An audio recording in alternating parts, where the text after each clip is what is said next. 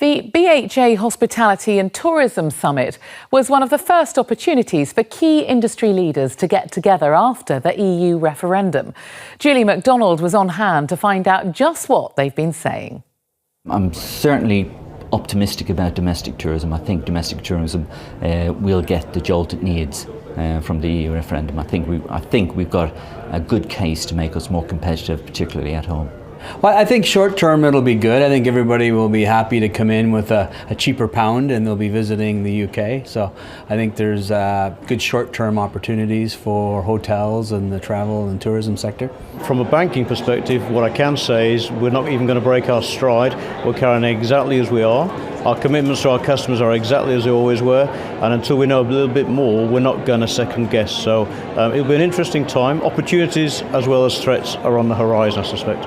There are so many European Union citizens who work and underpin the tourism industry, and as of now and as of this week, it's very important that we all make sure that their contribution is well understood and appreciated, and that's also part of the message of government.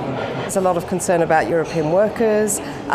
We rely heavily on that, and really the impact on the economy. Obviously, there's benefits to tourism of a lower pound, but on the other hand, it's a lot more expensive for us to travel, and for English people to actually work overseas is going to be a lot more difficult now.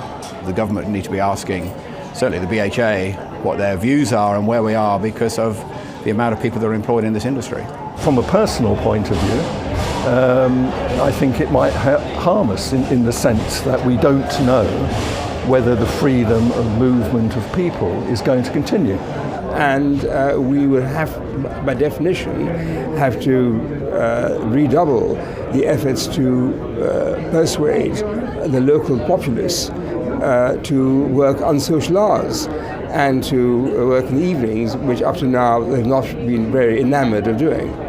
We don't know what's going to happen, but the great thing about the hospitality industry, and I speak from a chef's point of view particularly, is that whatever problem comes along, we'll hopefully look at it, analyse it and deal with it. Looking at the exchange rate, as mentioned this morning, it will positively impact our industry in terms of more visitors from overseas, less people travelling away, staycations, and that could be a positive result there, despite all the doom and gloom. The key issue now is that we recognise that we can take a much more ambitious global outlook for the country and actually show Britain as a key destination of choice, that it is open for business, that it is open for tourism. We can reach out to whichever continents we want to help drive that inward business without shutting the door on the business that we've been doing in Europe and will continue to do in Europe.